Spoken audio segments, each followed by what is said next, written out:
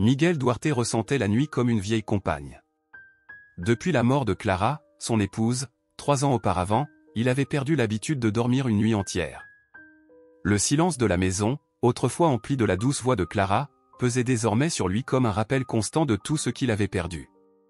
Cette nuit-là, Miguel se leva de son lit à 3h12, incapable de rester allongé. L'horloge ancienne accrochée au mur du salon marquait le temps avec son tic-tac lent, presque moqueur. Il regarda par la fenêtre, où le ciel sombre paraissait immense et dépourvu d'étoiles. Soupirant, il attrapa le manteau en laine que Clara avait tricoté pour lui des années plus tôt et décida de marcher jusqu'au marché ouvert 24h/24. Les rues du quartier étaient tranquilles, balayées par un vent froid qui faisait frissonner les arbres et traversait les mailles du manteau de Miguel. Il appréciait ses marches solitaires, elles lui donnaient un semblant de contrôle au milieu du chaos intérieur. Il connaissait bien le quartier, chaque coin de rue, chaque boutique, et savait que le marché serait un petit refuge illuminé. Arrivé au coin de la rue principale, quelque chose attira son attention. Sous la lumière d'un lampadaire jaunâtre, il aperçut un objet au sol. En s'approchant, il remarqua qu'il s'agissait d'un portefeuille en cuir marron, usé par le temps. Il regarda autour de lui, mais il n'y avait personne. Le silence était absolu, seulement troublé par le son lointain d'un klaxon quelque part en ville. Miguel ramassa le portefeuille avec précaution, ressentant le poids de l'objet dans ses mains. Il l'ouvrit et découvrit des billets soigneusement rangés et quelques documents. Mais ce qui retint vraiment son attention, c'était une feuille de papier pliée, glissée dans une poche intérieure. Cédant à la curiosité, il déplia la feuille. La lettre, écrite à la main dans une écriture soignée, disait « Si vous avez trouvé ceci, sachez que j'ai besoin d'aide. Je n'ai plus personne vers qui me tourner, et mon cœur est lourd de ce qui reste non résolu. Guilherme, je t'en prie, lis ceci attentivement. C'est urgent. » Miguel relut les mots, tentant de comprendre leur sens. Qui était Guilherme? Que signifiait ce message? Il ne connaissait personne de ce nom. Pendant un instant, il songea à laisser le portefeuille là où il l'avait trouvé, mais quelque chose dans cette lettre semblait résonner en lui, comme si elle s'adressait directement à son propre cœur. Il se souvint de Clara, de sa manière de dire que les petits gestes pouvaient changer des vies. « C'est peut-être à mon tour de faire quelque chose », pensa-t-il. Résolu, Miguel regarda autour de lui et aperçut, à quelques mètres de là, un taxi stationné, les phares éteints. À l'intérieur, un homme semblait somnoler. Miguel s'approcha lentement, hésitant un instant avant de frapper à la vitre du taxi. Le chauffeur, un homme d'âge moyen aux cheveux en bataille et aux yeux fatigués, se réveilla en sursaut. Il regarda Miguel et baissa la vitre, laissant l'air froid entrer. « Et que se passe-t-il, monsieur ?» demanda l'homme, d'une voix chargée de fatigue mais sans agressivité. « N'est-ce pas une drôle d'heure pour être dehors ?» Miguel leva le portefeuille. « J'ai trouvé ça par terre, pas loin d'ici. Est-ce le vôtre ?»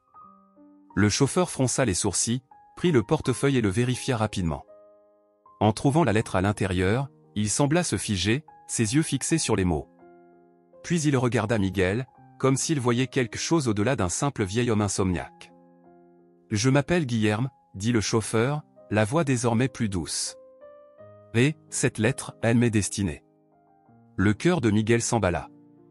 Il ignorait ce que cette nuit lui réservait encore, mais il était certain d'être face à quelque chose de bien plus grand que ce qu'il imaginait en sortant de chez lui. Guilherme tenait le portefeuille fermement, ses yeux rivés sur la lettre qu'il contenait. Il inspira profondément, comme s'il cherchait le courage d'expliquer quelque chose qu'il ne semblait pas complètement comprendre lui-même. Miguel observait en silence, intrigué. Le calme de la nuit semblait amplifier chaque mouvement, chaque expression. « Cette lettre, » commença Guilherme, hésitant.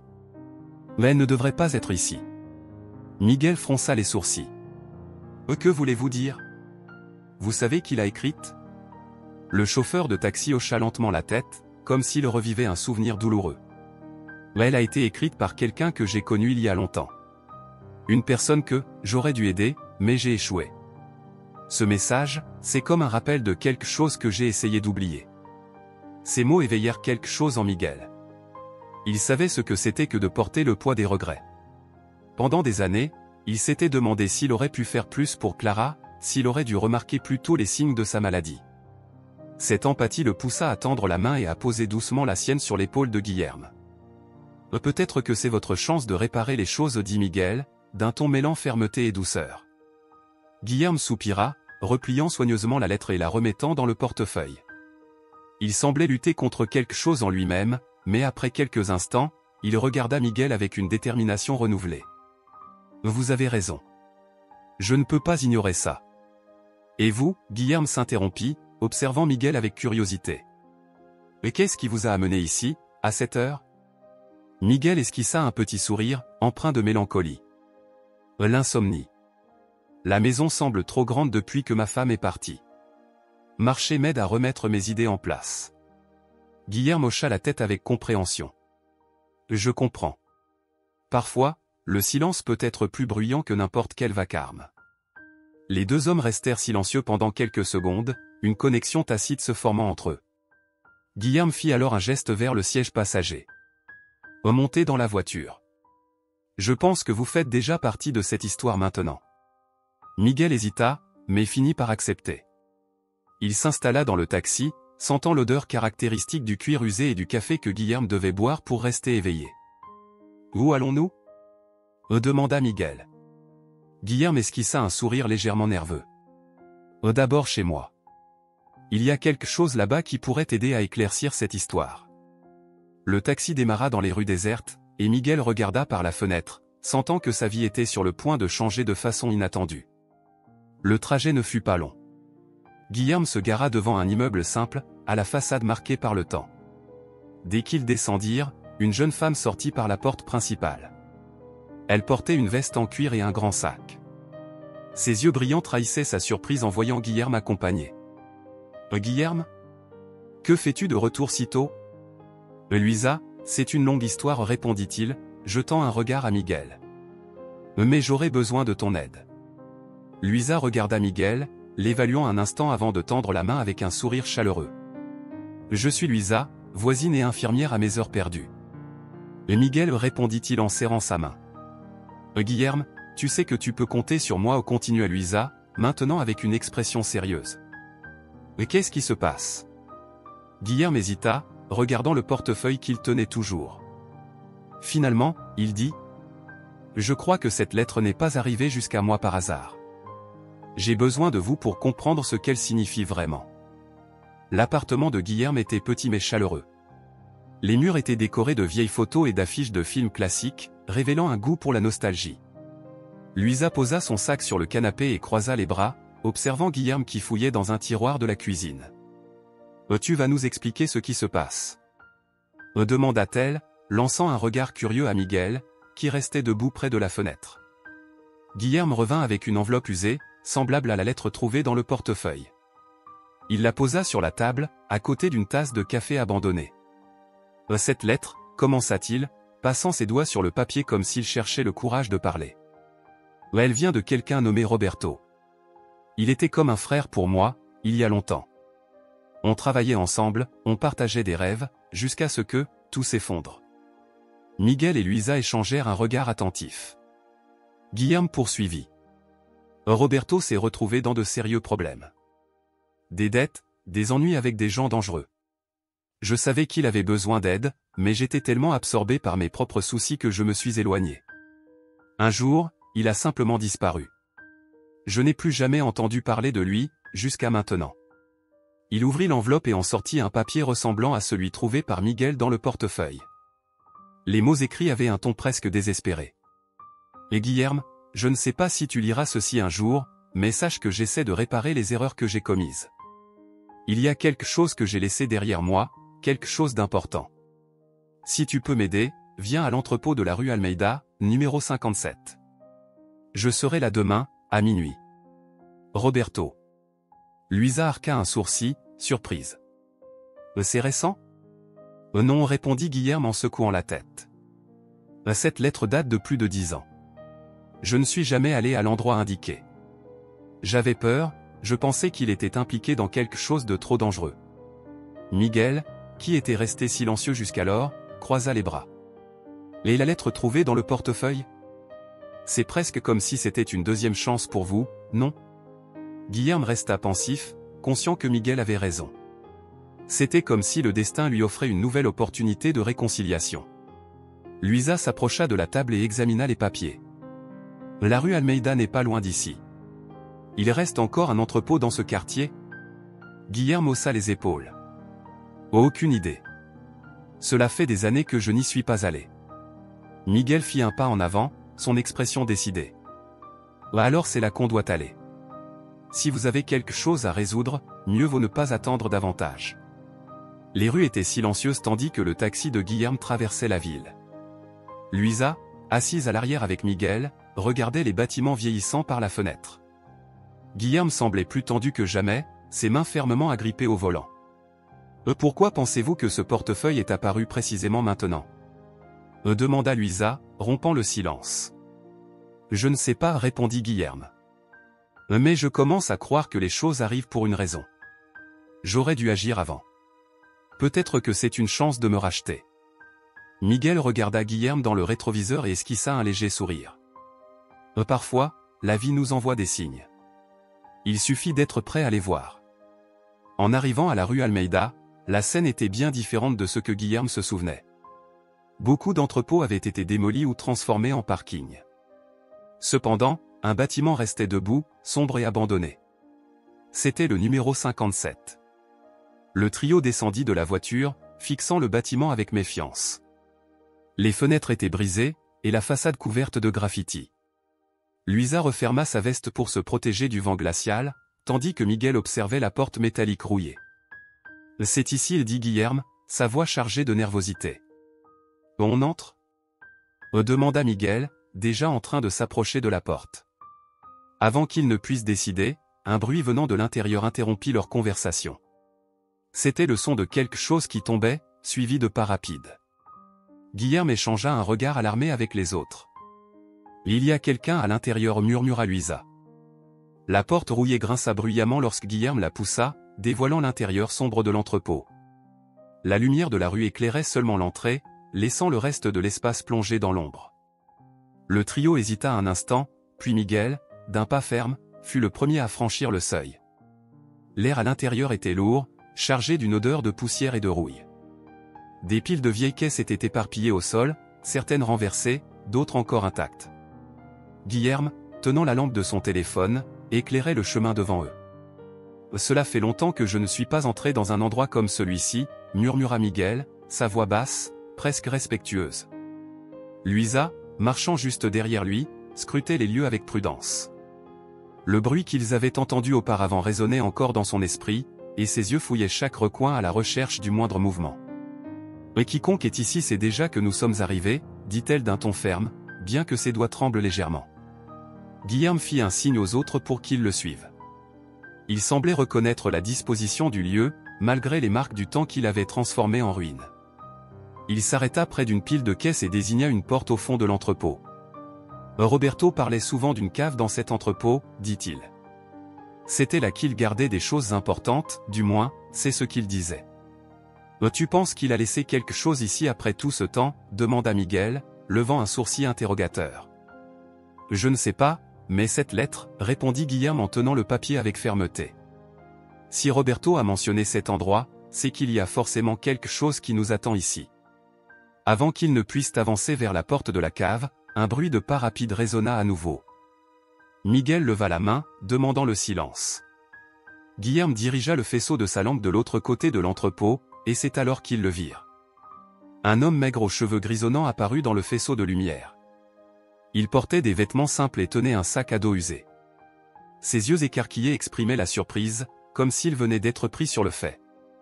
Il recula d'un pas, levant une main en signe de défense. « Et qui êtes-vous » demanda l'homme d'une voix rauque et méfiante. « Nous devrions poser la même question » répliqua Luisa en avançant légèrement. « Vous vivez ici » L'homme hésita, mais finit par se détendre un peu. « Parfois. Cet endroit est mon refuge quand je n'ai nulle part où aller. » « Mais vous, qui êtes-vous ? On dirait que vous n'êtes pas ici juste pour explorer un vieux bâtiment abandonné. » Guilherme fit un pas en avant, tenant toujours la lettre. « Je m'appelle Guilherme. Et, cela peut sembler étrange, mais je suis ici à cause d'une lettre de quelqu'un nommé Roberto. » L'homme se figea en entendant ce nom. Son expression passa de la méfiance à quelque chose de plus proche de la surprise, voire de la reconnaissance. « Roberto ? Vous avez dit Roberto ? Miguel, remarquant la tension, intervint. Vous l'avez connu? Il était ici? L'homme hocha lentement la tête. Oh oui, je l'ai connu. Cela fait de nombreuses années, mais je me souviens bien de lui. Il venait souvent ici, disant que c'était le seul endroit où il se sentait en sécurité. Et qu'est-il arrivé à Roberto? Demanda Guilherme, la voix presque tremblante. L'homme baissa les yeux, pensif. Il a disparu. Un jour, il a dit qu'il devait régler quelque chose d'important, un fardeau qu'il portait depuis longtemps. Il n'est jamais revenu. Luisa fronça les sourcils. Et il a laissé quelque chose ici? Quelque chose qui pourrait expliquer ce qu'il essayait de résoudre? L'homme réfléchit un moment, puis désigna la porte de la cave. Il m'a dit que si quelque chose lui arrivait, je devais attendre que quelqu'un vienne chercher ce qu'il avait laissé. Peut-être que c'est ce que vous cherchez. L'homme aida à déverrouiller la porte de la cave, qui semblait n'avoir pas été ouverte depuis des années. Une odeur de moisissure s'échappa lorsqu'elle s'ouvrit, et un escalier étroit descendait dans l'obscurité. Guilherme hésita avant d'entrer, mais Miguel fut le premier à descendre, suivi de Luisa. Au fond de la cave se trouvait une table en bois usé. Sur celle-ci, une petite boîte métallique verrouillée par un cadenas. Guilherme s'approcha, l'éclairant avec son téléphone. Il passa la main sur la surface, comme s'il pouvait sentir l'histoire qu'elle contenait. Et maintenant, demanda Miguel. Guilherme regarda autour de lui et trouva un morceau de métal rouillé. Sans trop réfléchir, il l'utilisa pour forcer le cadenas, qui céda facilement. En ouvrant la boîte, il trouva une épaisse enveloppe et un petit carnet. Il ouvrit d'abord l'enveloppe. À l'intérieur se trouvaient plusieurs photographies, certaines montrant Roberto en compagnie d'autres personnes. Sur l'une d'elles, Guilherme se reconnut immédiatement. C'était lui, aux côtés de Roberto, arborant un sourire qu'il avait oublié depuis longtemps. Luisa prit le carnet et l'ouvrit. Les pages étaient remplies de notes détaillées. Certaines semblaient être des réflexions personnelles, mais d'autres mentionnaient des dettes, des menaces et un nom qui revenait souvent, Valentime. Et qui est Valentime? Demanda Miguel. Guilherme secoua la tête, encore absorbé par ce qu'il voyait.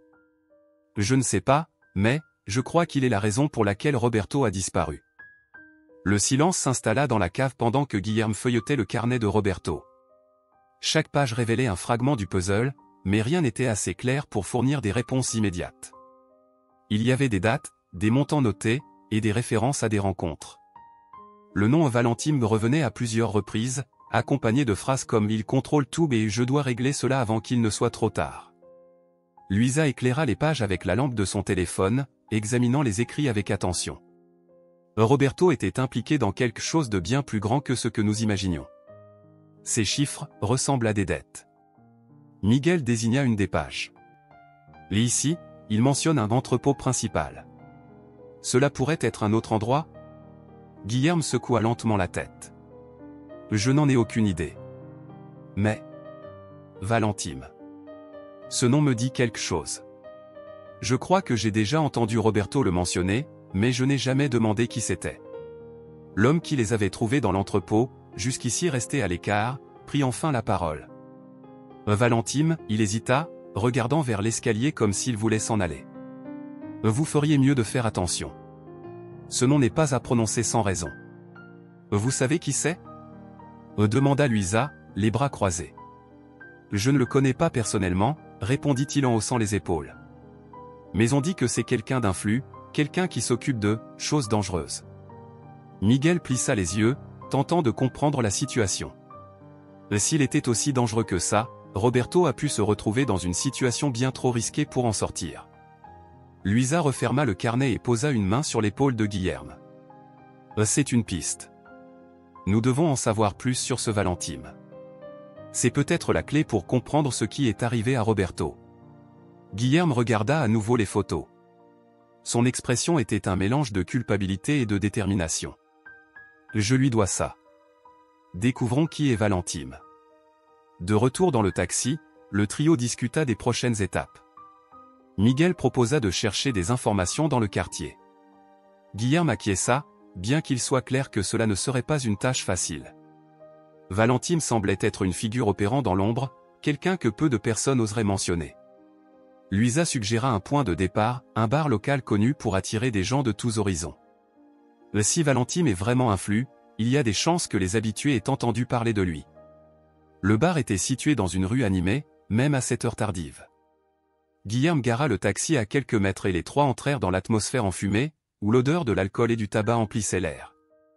Au comptoir, un homme robuste nettoyait des verres, lançant des regards méfiants aux nouveaux venus. Guillerme fut le premier à s'approcher. « Oh bonsoir », dit-il, essayant de paraître décontracté. « Nous cherchons des informations sur quelqu'un nommé Valentine. » L'homme s'arrêta, son visage se fermant immédiatement. Il posa le verre sur le comptoir et fixa Guillerme droit dans les yeux. « Ce n'est pas un nom qu'on prononce ici à la légère, mon ami. » Miguel, sentant la tension monter, intervint. « Nous ne cherchons pas d'ennui. Nous voulons juste comprendre quelque chose. C'est important. » L'homme regarda autour de lui, comme pour s'assurer que personne n'écoutait, avant de se pencher vers eux.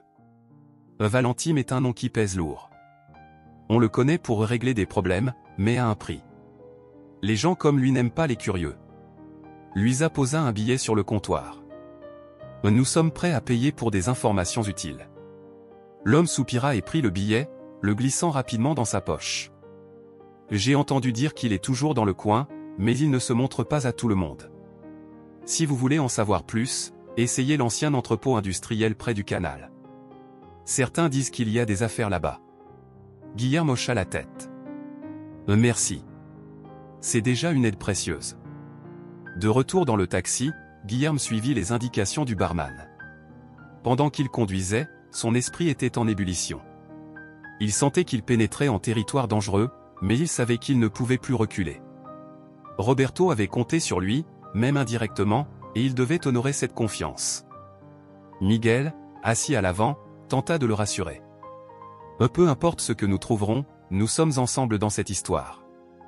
Luisa, sur la banquette arrière, relisait le carnet de Roberto. Les notes mentionnent quelque chose à propos d'une rencontre finale.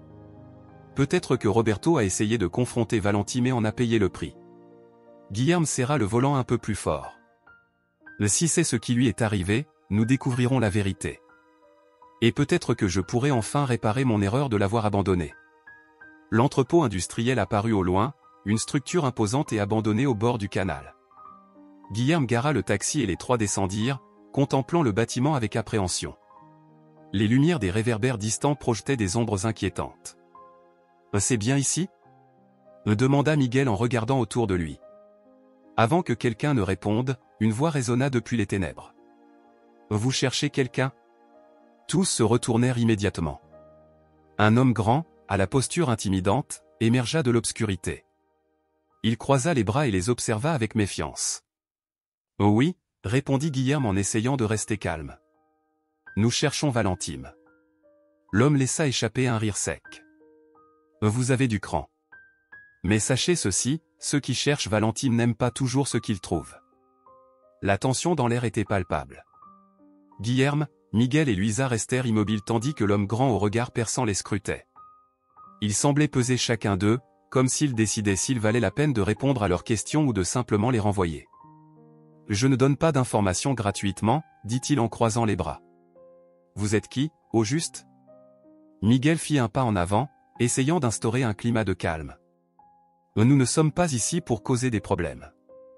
Nous avons juste besoin de réponses sur quelqu'un que nous connaissions. » Roberto. En entendant ce nom, l'homme arqua un sourcil. « Roberto ?» Il laissa échapper un rire sec. « Voilà des années que personne ne parle de lui. Et vous débarquez maintenant ? Pourquoi ?» Guillerme, tenant toujours la lettre de Roberto, la montra. « Il m'a laissé ça. Ou du moins, il a essayé. Je pense qu'il est temps de comprendre ce qui s'est passé. » L'homme regarda la lettre, puis fixa à nouveau Guillerme. Un instant, il sembla réfléchir, puis poussa un soupir lourd. « Suivez-moi », dit-il en se retournant vers l'entrepôt. L'intérieur de l'entrepôt était plus sombre qu'il ne l'avait imaginé. Des piles de ferraille et de matériaux abandonnés étaient éparpillés, formant un labyrinthe improvisé. L'homme les guida à travers un couloir étroit jusqu'à une pièce au fond, éclairée par une seule ampoule suspendue au plafond. « C'est ici que se déroulent les affaires de Valentine », expliqua-t-il. « Mais si vous cherchez des réponses, réfléchissez bien à ce que vous voulez. Valentine n'aime pas les visiteurs, encore moins les curieux. Luisa croisa les bras, impatiente. S'il est impliqué dans la disparition de Roberto, alors nous avons le droit de savoir. L'homme émit un léger rire. Valentine ne fait jamais rien sans raison. Si Roberto avait des problèmes, il les a probablement attirés sur lui-même. Guilherme serra les poings, la frustration visible sur son visage.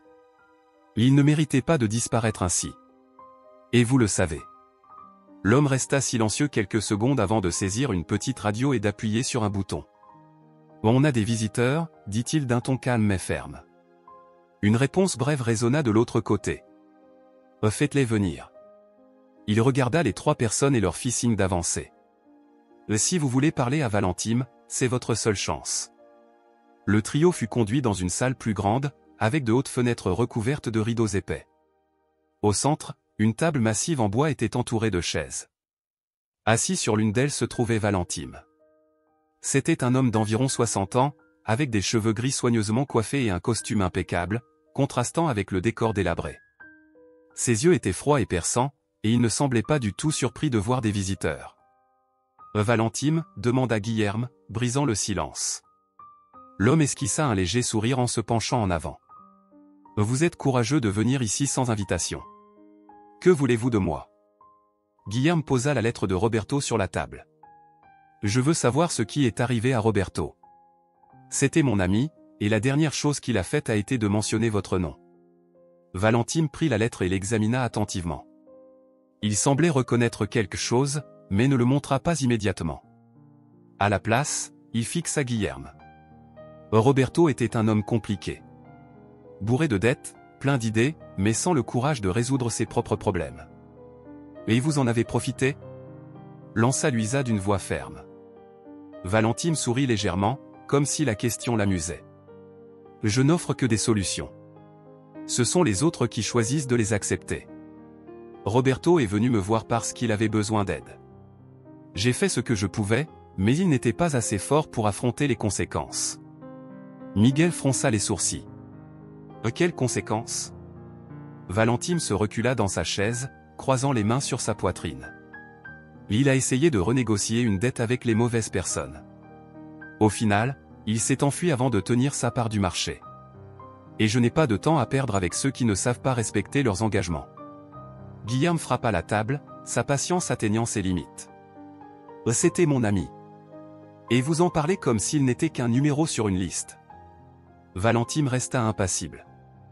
Les amitiés ne paient pas les factures, monsieur. Roberto le savait. Et si vous êtes ici pour comprendre ce qui lui est arrivé, mon conseil est, laissez-le passer où il est. Un silence pesa sur la pièce jusqu'à ce que Miguel prenne la parole. Roberto a laissé autre chose. Un carnet, rempli d'informations. Il essayait de résoudre tout cela avant de disparaître. Les yeux de Valentine se plissèrent légèrement à la mention du carnet. Un carnet? Que contenait-il? Luisa répondit sans hésiter. Des dettes, des dates, et votre nom. Valentine sembla devenir plus sérieux. Il se leva lentement, les mains dans les poches de son costume. Si vous possédez quelque chose qui m'appartient, je vous conseille de me le remettre. Sinon, je pourrais considérer votre visite comme un problème. Les 3 se regardèrent, conscients que la situation devenait dangereuse. Guilherme fit un pas en avant, gardant son calme. Nous ne sommes pas là pour causer des ennuis. Nous voulons juste savoir ce qui est arrivé à Roberto. Si vous avez des informations, partagez-les. Valentine soupira, faisant quelques pas autour de la salle. Roberto a essayé de me tromper. Il pensait pouvoir échapper à ce monde sans conséquence. Quand il s'est enfui, il a tout laissé derrière lui, y compris vous, apparemment. Luisa serra les poings. Et où est-il maintenant? Valentine s'arrêta, fixant Luisa directement. Ça, c'est à vous de le découvrir. L'air semblait plus lourd tandis que Guilherme, Miguel et Luisa quittaient l'entrepôt. Valentine n'avait pas offert de réponse claire, mais son attitude trahissait qu'il en savait plus qu'il ne voulait bien admettre. Tous 3 marchèrent en silence jusqu'au taxi, assimilant ce qu'ils venaient d'entendre. Une fois dans la voiture, Guilherme lança la lettre de Roberto sur le siège passager et passa ses mains sur son visage, épuisé. Il savait où était Roberto. J'en suis sûr, murmura-t-il. Et il a décidé de ne pas nous le dire, ajouta Luisa depuis la banquette arrière, tout en feuilletant à nouveau le carnet de Roberto. Mais il a réagi quand j'ai mentionné le carnet. Cela signifie que nous sommes sur la bonne voie. Miguel, assis à côté de Guilherme, regarda la lettre ouverte. Le problème, c'est que maintenant, Valentine nous considère comme une menace. Nous ne pouvons pas le sous-estimer. Guilherme mit le moteur en marche, soupirant. Il peut penser ce qu'il veut. Je n'abandonnerai pas maintenant. De retour à l'appartement de Guilherme, le trio décida de se concentrer sur les indices laissés par Roberto. Ils s'assirent autour de la petite table de cuisine, le carnet ouvert au centre. Luisa sortit un bloc-notes et commença à organiser les informations. « Très bien, récapitulons, dit-elle. Roberto avait des dettes. Valentine était l'une de ses connexions, mais il mentionne aussi d'autres noms dans ce carnet. Miguel montra une des pages. Ici, il parle d'un certain Roré, avec une note à côté, Parc des Cèdres, à 18h. Peut-être qu'il est une autre pièce du puzzle. Luisa nota le nom et le lieu. Et cette autre page mentionne un endroit appelé Dépôt Almeida. Cela semble être un lieu de rendez-vous, mais il ne dit pas ce qui s'y passait. Guilherme, silencieux jusque-là, regarda la dernière page du carnet. Une note brève, mais lourde de sens, y était inscrite. Et si je ne parviens pas à résoudre cela, je demande pardon. Guilherme, si tu lis ceci, sache que j'ai essayé. Merci pour tout. La culpabilité serra à nouveau le cœur de Guilherme. Il ferma les yeux un instant, serrant le carnet dans ses mains. Il savait qu'il pouvait échouer. Et malgré tout, il a essayé. Miguel posa une main sur l'épaule de Guilherme. C'est à nous maintenant de découvrir ce qu'il cherchait à résoudre. L'après-midi suivante, ils se rendirent au Parc des Cèdres, un lieu public et paisible au centre de la ville. Là, des promeneurs se baladaient avec leurs chiens, des enfants jouaient, et des retraités lisaient des journaux sur les bancs. « Comment trouver Roré ?» demanda Luisa en regardant autour d'elle. « Peut-être qu'il nous trouvera », répondit Miguel. Roberto devait avoir confiance en lui pour savoir qui cherchait. Au bout de quelques minutes, un homme d'apparence simple, portant une casquette délavée, s'approcha. Il semblait méfiant, mais intrigué. « Vous êtes des amis de Roberto ?» Guilherme fit un pas en avant. « Oui. Il était comme un frère pour moi. » Roré regarda autour de lui avant de parler à nouveau, d'une voix basse. « Il a parlé de toi. Il m'a dit que quelqu'un viendrait peut-être le chercher. Je ne l'ai pas vu depuis des années, mais je sais qu'il cherchait à fuir Valentine. » Valentine dit que Roberto l'a trahi, lança Luisa. « C'est vrai ?» Roré secoua la tête, indigné. « Oh non. Roberto n'a trahi personne. Il voulait juste quitter leur milieu, mais partir n'est jamais aussi facile qu'y entrer. Valentine ne pardonne pas à ceux qui essaient de couper les ponts. « Tu sais ce qui lui est arrivé ?» demanda Miguel. Roré hésita avant de répondre. « La dernière chose que j'ai entendue, c'est qu'il essayait de trouver un moyen de rembourser sa dette finale à Valentine. Il avait une preuve, quelque chose qui pouvait obliger Valentine à le laisser tranquille. »« Une preuve ?» demanda Luisa, intriguée. « Quelle sorte de preuve ?»« Je ne sais pas exactement, » admit Roré. Mais il a mentionné quelque chose à propos du dépôt Almeida. Si vous voulez vraiment aider Roberto, vous devriez commencer par là. À la tombée de la nuit, le trio arriva au dépôt Almeida, un grand entrepôt situé dans une zone plus reculée de la ville. Contrairement au premier entrepôt qu'ils avaient visité, celui-ci semblait actif, avec des camions allant et venant. « Cela semble un endroit bien trop animé pour cacher des secrets », commenta Miguel en observant le mouvement. « Justement », répondit Luisa. « Et qui soupçonnerait quelque chose dans un lieu si public ?» Guilherme gara le taxi dans une rue latérale, et tous trois descendirent, observant les lieux à distance. Ils décidèrent d'attendre une opportunité pour entrer discrètement. En observant, ils remarquèrent un groupe d'hommes entrant par une porte latérale. L'un d'eux portait une mallette noire volumineuse, ce qui attira l'attention de Luisa. « Cela n'a rien de normal. »« Je suis d'accord, » ajouta Guilherme. « Suivons-les. » Ils s'approchèrent de l'entrée latérale, attendant que les hommes disparaissent à l'intérieur avant d'entrer. Le couloir était étroit, et le bruit de pas résonnait, les guidant jusqu'à une pièce éclairée. En jetant un coup d'œil par l'entrebâillement de la porte, ils virent les hommes rassemblés autour d'une table, discutant à voix basse. Miguel tenta d'écouter plus attentivement et se pencha en avant, mais marcha sur quelque chose qui produisit un léger bruit sec. Le son attira l'attention des hommes, qui se retournèrent immédiatement. « Et qui est là ?» cria l'un d'eux en sortant une arme de sa ceinture. Guillerme tira Miguel en arrière, murmurant. « On courait !» Le trio se mit à courir dans le couloir, avec les hommes à leur poursuite. Les lumières de l'entrepôt vacillaient, et les bruits de pas et de cris résonnaient. Ils trouvèrent une porte de sortie et se précipitèrent dehors, haletant. Caché derrière une pile de caisses à l'extérieur, Luisa regarda Guillerme. « Je crois qu'on a trouvé plus que ce qu'on cherchait. » Caché derrière la pile de caisses, Guillerme, Luisa et Miguel tentaient de reprendre leur souffle. La poursuite à l'intérieur du dépôt avait clairement montré qu'ils faisaient face à quelque chose de bien plus grand que ce qu'ils avaient imaginé. « Mais qu'est-ce que ces types cachent exactement ici ?» murmura Miguel en regardant à travers une fente entre les caisses.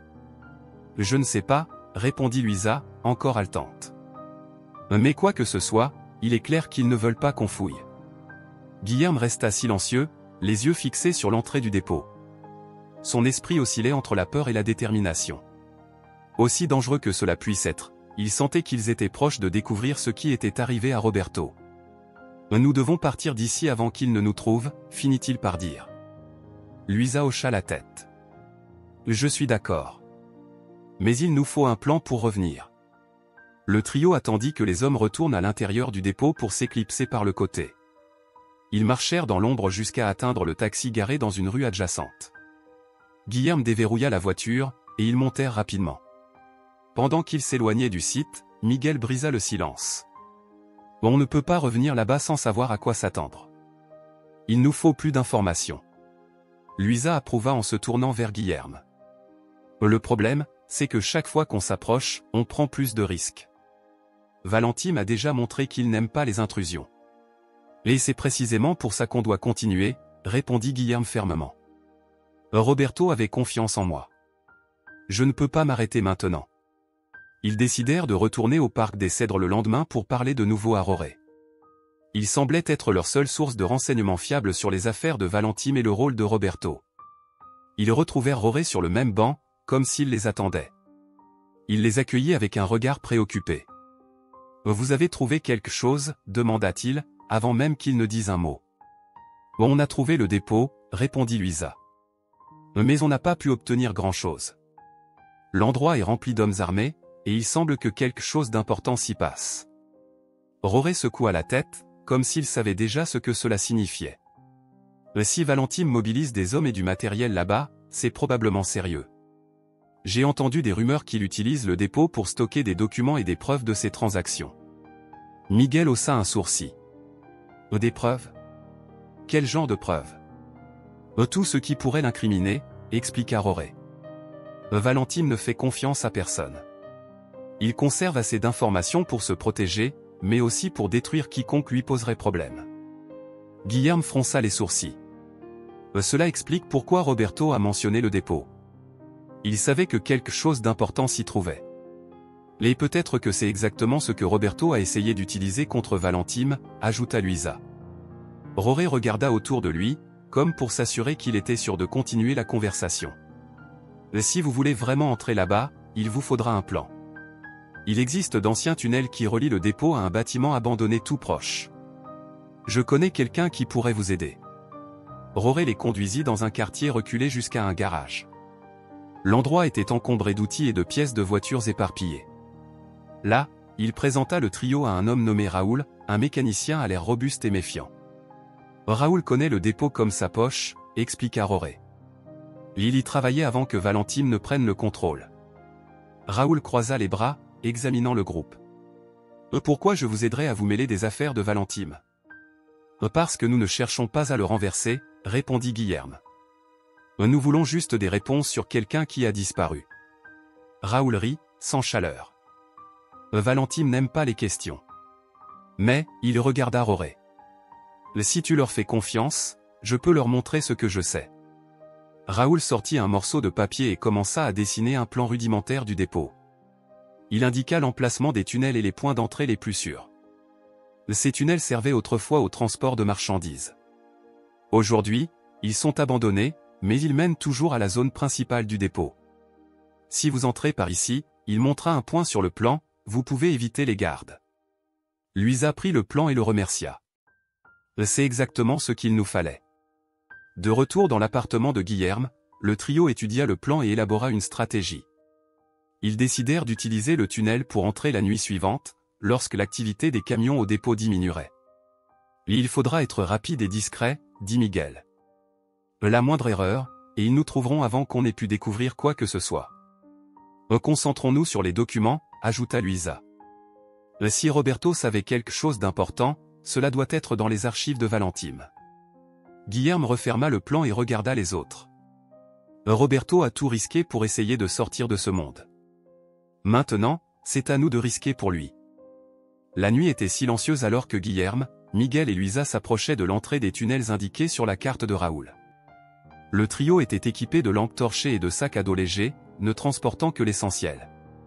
L'air froid semblait amplifier le bruit de leurs pas sur le trottoir. « C'est ici », dit Guilherme en montrant une grille en fer partiellement recouverte de végétation et de saleté. Miguel s'agenouilla pour inspecter l'entrée. D'un coup sec, il réussit à ouvrir la grille, révélant un tunnel sombre et humide qui semblait s'étendre à perte de vue. « L'endroit le plus accueillant que j'ai jamais vu », plaisanta Miguel, essayant d'alléger la tension. Luisa ajusta la sangle de son sac et fit un pas en avant. « Finissons rapidement. Plus vite on entre, plus vite on sort. » Le tunnel était étroit et bas de plafond, les forçant à marcher légèrement courbés. Le faisceau de leurs lampes torchées illuminait leur chemin, révélant des murs de béton érodés et des tuyaux rouillés. L'air sentait le moisi, et le bruit de gouttes tombant résonnait autour d'eux. Raoul a dit que le tunnel mène directement au dépôt, expliqua Guilherme en consultant la carte. Après environ 200 mètres, il y aura une bifurcation. On doit tourner à gauche. Miguel s'arrêta brusquement, levant la main pour demander silence. Vous avez entendu ça? Luisa regarda autour, tendant l'oreille pour capter un bruit autre que leurs propres pas. Un instant de silence s'installa, avant qu'un grincement métallique lointain ne résonne dans le tunnel. Peut-être le vent, dit-elle, bien que son expression trahisse son incertitude.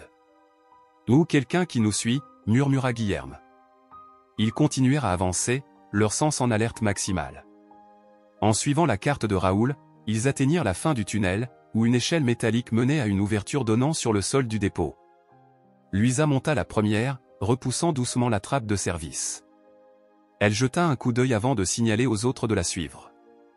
Le dépôt était partiellement éclairé, seules quelques lampes suspendues au plafond illuminaient l'immense espace. Il était tard, et l'activité des camions avait diminué, mais des voix lointaines se faisaient encore entendre. Maintenant, il faut trouver les archives, dit Miguel en ajustant sa lampe torche. En suivant le plan, ils avancèrent dans des allées bordées de caisses et d'équipements industriels. Ils s'arrêtèrent devant une porte marquée au bureau administratif.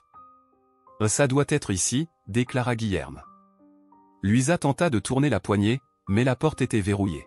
« Quelqu'un a une idée ?» Miguel sortit un petit tournevis de son sac et se mit à bricoler la serrure. « J'avais un voisin qui oubliait tout le temps ses clés », expliqua-t-il en s'activant. Quelques secondes plus tard, un clic se fit entendre.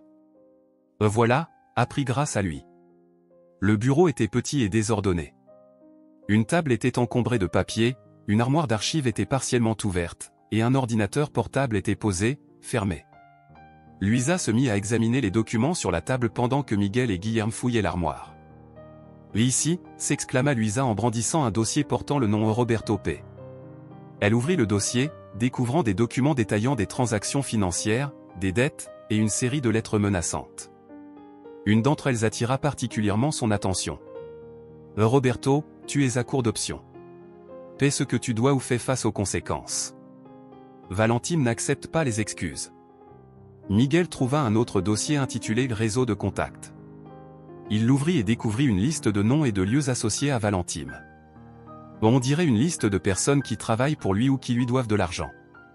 Si Roberto a tenté de sortir de ce cercle, ça explique pourquoi Valentine voulait le faire taire. Guilherme trouva un petit carnet au fond de l'armoire. En l'ouvrant, il reconnut immédiatement l'écriture de Roberto. « C'est de Roberto », dit-il en feuilletant les pages. L'une des dernières entrées disait « Et si quelque chose m'arrive, ils trouveront tout ce dont ils ont besoin ici.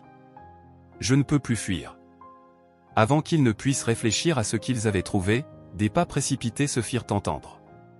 Miguel éteignit la lampe, et les trois se baissèrent derrière la table. La porte s'ouvrit brusquement, et deux hommes armés entrèrent. « Je suis sûr d'avoir entendu quelque chose ici, » dit l'un d'eux. « Vérifie les armoires, » ordonna l'autre. Guillerme fit signe à Miguel et Luisa de se préparer à fuir par la porte opposée. Ils avancèrent lentement, tentant de ne pas faire de bruit. Alors qu'ils étaient à quelques pas de la sortie, un dossier glissa des mains de Luisa, provoquant un bruit sourd. « Là-bas !» cria l'un des hommes en levant son arme. Sans réfléchir, le trio s'élança dans les couloirs, poursuivi par les gardes. Les cris résonnaient dans le dépôt, accompagnés par le bruit des pas rapides derrière eux. « Vers le tunnel !» cria Guillerme en menant la course. Ils atteignirent l'entrée du tunnel et commencèrent à descendre rapidement l'échelle. Une fois au sol, Miguel referma la trappe avec force. « Ça les retiendra un moment, » dit-il, essoufflé. Luisa, tenant toujours le dossier avec les notes de Roberto, regarda Guillerme. « On a ce qu'il nous fallait. Maintenant, il faut sortir d'ici en un seul morceau. » La tension ne s'apaisa pas, même après que le trio fut de retour dans l'appartement de Guillerme. Assis autour de la table de la cuisine, encore essoufflés par la poursuite au dépôt, ils commencèrent à examiner les documents de manière plus approfondie. Luisa ouvrit le dossier qu'elle avait emporté et étala les papiers sur la table. Ces notes confirment ce qu'on soupçonnait. Valentine n'est pas seulement un usurier, il a créé un réseau de contrôle, manipulant les dettes pour maintenir les gens sous son influence. Miguel montra l'un des noms sur la liste. Celui-ci. Roré a mentionné cet homme. Il doit être l'un de ses intermédiaires. Guillerme, avec le carnet de Roberto dans les mains, semblait perdu dans ses souvenirs. Roberto a essayé de sortir de tout ça. Il savait que Valentine détenait quelque chose qui pouvait détruire tout le monde autour de lui. Mais il n'a pas pu achever ce qu'il avait commencé. Luisa soupira, posant ses coudes sur la table. Alors c'est à nous d'assumer cette responsabilité. Mais qu'est-ce qu'on fait exactement, demanda Miguel, nerveux. On publie ça? On le remet à la police? Valentine a des contacts partout. Si on fait une erreur, il pourrait nous trouver avant qu'on obtienne justice. Un silence lourd s'installa dans la pièce. Le poids de la responsabilité semblait écrasant, et chaque choix impliquait des risques énormes. Luisa, pragmatique comme toujours, attrapa son téléphone. « Je vais appeler Roré. Il pourrait nous aider à décider de la prochaine étape. » Roré répondit au deuxième appel, sa voix fatiguée mais alerte. « Vous allez bien? J'ai entendu dire qu'il y avait eu du grabuge au dépôt. »« On s'en est sorti, » répondit-elle. « Et on a trouvé quelque chose d'important. Il faut qu'on te voie en personne. » Roré accepta de les retrouver au même café où ils s'étaient rencontrés précédemment. Au café, Roré semblait encore plus tendu que lors de leur dernière rencontre. Il écouta attentivement Luisa qui expliquait ce qu'ils avaient trouvé, en montrant les documents les plus cruciaux. « C'est dangereux, » dit-il enfin. « Si Valentine découvre que vous avez ça, il ne s'arrêtera pas tant qu'il ne vous aura fait taire. » « C'est pour ça qu'on doit agir vite, » argumenta Guillerme. Roberto a essayé de tout arrêter tout seul. Maintenant, on a une vraie chance de faire justice. Roré fronça les sourcils, pensif. Il y a quelqu'un qui pourrait t'aider. Un journaliste nommé Fabio Vasque. Il est connu pour exposer des réseaux comme celui de Valentine, mais il travaille en toute discrétion. Luisa prit note du nom. Tu lui fais confiance? Si quelqu'un peut publier ça sans que vous soyez exposé, c'est bien lui, répondit Roré. Miguel, cependant, paraissait inquiet. Et si ce n'était pas suffisant? Valentine a des yeux et des oreilles partout. Je ne veux pas risquer nos vies si cela ne change rien. Avec le numéro de Fabio en main, Luisa passa l'appel. La voix du journaliste était ferme, mais prudente. Vous avez des documents qui prouvent les activités de Valentine, demanda-t-il directement. On a tout, répondit Luisa. Mais il faut qu'on se voie dans un endroit sûr. Fabio fixa un rendez-vous dans un hôtel discret, loin des zones fréquentées. Il expliqua que l'enquête serait menée avec le plus grand soin, mais qu'il aurait besoin de tous les détails pour garantir l'authenticité des accusations. Le lendemain, le trio retrouva Fabio dans une chambre simple, où il avait déjà installé un bureau improvisé. Le journaliste, un homme d'une cinquantaine d'années au regard perçant, les accueillit avec sérieux. Guilherme lui remit les documents et expliqua tout ce qu'il savait, des activités de Valentine à la disparition de Roberto. C'est explosif, déclara Fabio en examinant les dossiers. Si je publie ça, Valentine n'aura nulle part où se cacher. Mais vous devez savoir une chose, il ne tombera pas sans résister. Luisa croisa les bras et le fixa droit dans les yeux. On le sait. Mais il faut que ça s'arrête. Fabio hocha la tête. Je commence immédiatement. Mais vous devez rester discret. Valentine comprendra vite que quelque chose se trame dès que je commencerai à poser des questions. Comme prévu, la réaction de Valentine ne se fit pas attendre. Moins de 24 heures plus tard, Guilherme reçut un message sur son téléphone. Tu es allé trop loin. Si tu veux te sauver, toi et tes amis, apporte ce que tu as pris au dépôt ce soir. Sinon, prépare-toi à en assumer les conséquences. Guilherme montra le message à Miguel et Luisa, l'air sombre. Il sait que c'est nous. C'était inévitable, dit Luisa. Mais maintenant, on a Fabio de notre côté. Il doit déjà être en train de travailler sur la publication. Miguel, pourtant, semblait préoccupé. Et si ça ne suffit pas? Valentine pourrait nous trouver avant que la vérité n'éclate. Ils savaient tous que la bataille ne faisait que commencer. Valentine était dangereux, mais ils avaient désormais une arme qu'ils redoutaient, la vérité. Le message de Valentine restait gravé dans l'esprit de Guilherme tandis que lui, Miguel et Luisa débattaient de la suite à donner. La tension dans le petit appartement était étouffante, et l'impression d'un danger imminent était palpable dans chaque respiration. Et si nous allons au dépôt, nous marchons droit dans un piège, déclara Miguel, visiblement contrarié. Il veut nous isoler pour nous faire taire. Et si nous n'y allons pas, il pourrait tenter quelque chose d'encore pire, répliqua Luisa. Valentine sait où nous trouver. Nous ne pourrons pas fuir éternellement. Guilherme, qui était resté silencieux jusque-là avec le message toujours affiché sur son téléphone, leva les yeux vers eux. Nous ne fuirons pas. Nous sommes arrivés jusqu'ici parce que Roberto avait confiance que je ferais ce qu'il fallait. Si Valentine veut nous affronter, très bien. Mais nous le ferons à notre manière. Luisa haussa un sourcil, intriguée. Quel est le plan? Nous irons au dépôt, répondit Guilherme. Mais pas seul. Avant de répondre à Valentine, Guilherme contacta Fabio. Le journaliste avait déjà commencé à analyser les documents et assurait qu'il était sur le point de publier les premiers articles. Mais la pression pour agir vite montait. Si vous allez au dépôt, Valentine tentera de vous intimider ou de vous éliminer avant que l'histoire ne fasse surface, avertit Fabio au téléphone. C'est précisément pourquoi nous devons nous assurer que cette histoire atteigne le public avant qu'il ne puisse agir, répondit Guilherme. Fabio promit d'accélérer la publication et d'envoyer une première prévisualisation dans les heures suivantes. Pendant ce temps, Guilherme organisa son plan, demandant l'aide de Roré et Raoul, le mécanicien, pour garantir qu'il ne serait pas seul si les choses tournaient mal. À minuit, Guilherme, Miguel et Luisa arrivèrent au dépôt. L'endroit était encore plus silencieux qu'avant, mais la tension était presque palpable. Ils garèrent le taxi à distance et approchèrent à pied, suivant les chemins qu'ils connaissaient déjà. En entrant par la porte principale, ils trouvèrent Valentine assis à la même table où ils l'avaient vu auparavant. Il était seul, mais sa posture confiante laissait entendre qu'il avait le contrôle de la situation. « Je pensais que vous ne viendriez pas, dit-il avec un sourire froid. Vous êtes courageux, je l'admets. Mais le courage sans sagesse est du suicide. » Guilherme croisa les bras, gardant son calme. « Nous ne sommes pas venus pour être menacés, Valentine. Nous sommes venus pour en finir. » Valentine éclata d'un rire sec qui résonna dans le dépôt. « En finir? Vous n'avez aucune idée de qui vous affrontez. »« Je pense que si, » répliqua Luisa en posant le dossier contenant les documents sur la table. « Et si nous ne savions pas avant, maintenant nous savons. » Le sourire de Valentine disparut lorsqu'il vit le dossier. Il l'ouvrit rapidement et examina les papiers.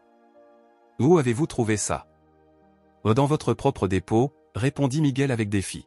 « Vous avez tellement bien caché ça que c'était facile à trouver. » Valentine se leva lentement, ses yeux plissés par la colère. « Vous avez commis une énorme erreur en venant ici. Je ne laisserai pas ces informations sortir d'ici. » À cet instant, des bruits de pas résonnèrent dans le dépôt, et des hommes armés émergèrent des ombres, encerclant le trio. Guilherme fit un pas en avant, tenant son téléphone en l'air. « Vous avez raison sur une chose, Valentine. Nous ne sommes pas venus ici seulement avec du courage. Nous sommes venus préparés. Il appuya sur un bouton de son téléphone, activant un appel en haut-parleur.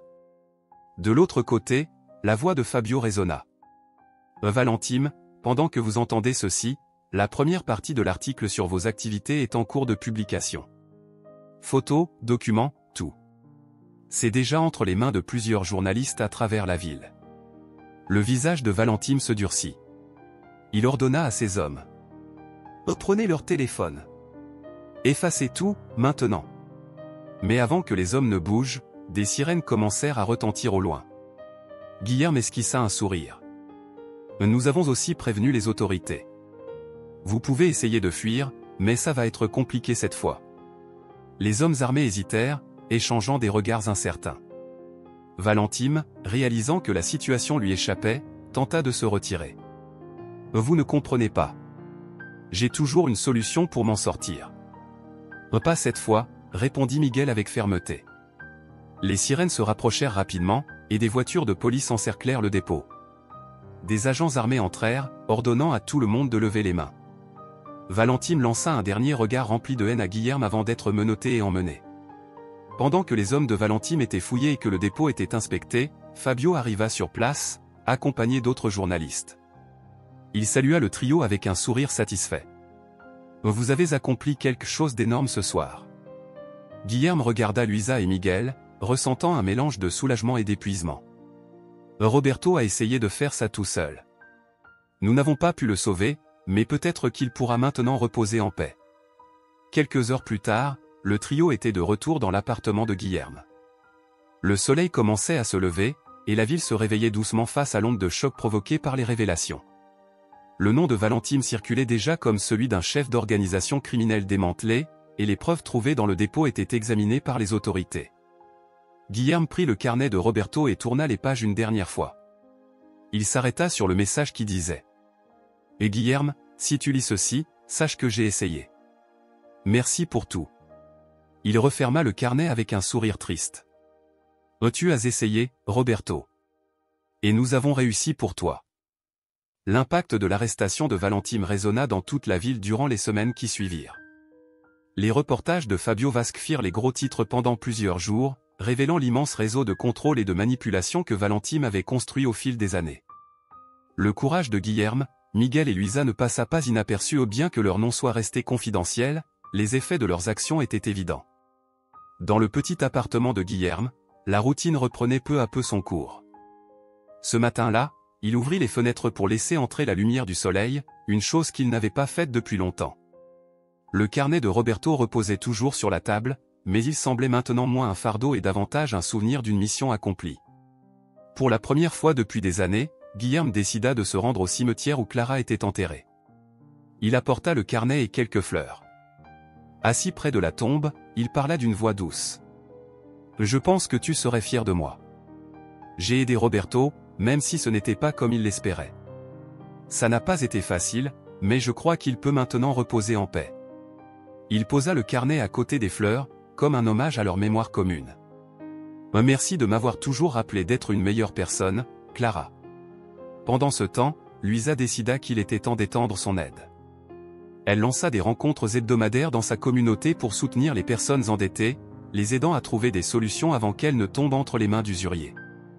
Lors d'une de ces réunions, elle regarda le petit groupe rassemblé avec attention et sourit. Personne ne devrait affronter cela seul. Parfois, tout ce dont on a besoin, c'est d'un peu de soutien pour trouver une issue. De son côté, Miguel reprit son travail avec un nouveau sens du devoir. Lors d'une conversation avec un passager évoquant les récentes nouvelles, il répondit avec fierté. Parfois, des gens ordinaires peuvent accomplir de grandes choses. Il suffit d'y croire. Une semaine plus tard, Guillerme, Luisa et Miguel se retrouvèrent dans le même café où ils avaient planifié la plupart de leurs actions. Ils levèrent leur tasse de café pour trinquer, sans avoir besoin de beaucoup de mots pour comprendre ce qu'ils avaient accompli ensemble. Alors qu'ils discutaient, Fabio fit une apparition surprise, portant une petite boîte. « J'ai trouvé quelque chose parmi les documents que vous m'avez donnés, » dit-il en tendant la boîte à Guillerme. À l'intérieur se trouvait une photo de Roberto et Guillerme, prise plusieurs années auparavant, et une lettre qui n'avait jamais été envoyée. « Et Guillerme, je n'ai jamais eu la chance de te dire combien tu comptais pour moi. Si tu lis ceci, j'espère que tu as trouvé ce que je n'ai pas pu achever. Merci d'avoir été ma famille quand j'en avais le plus besoin. » Guilherme ferma les yeux, serrant la photo contre lui. Après un moment, il regarda ses amis et déclara. « Je pense qu'on a fait ce qu'il espérait. » Valentine resta en détention, attendant son procès, tandis que son réseau de contacts s'effondrait sous le poids des preuves. La ville commença à respirer un peu mieux, et les récits de ses victimes émergèrent, apportant une justice longtemps attendue à de nombreuses vies marquées par ses actions.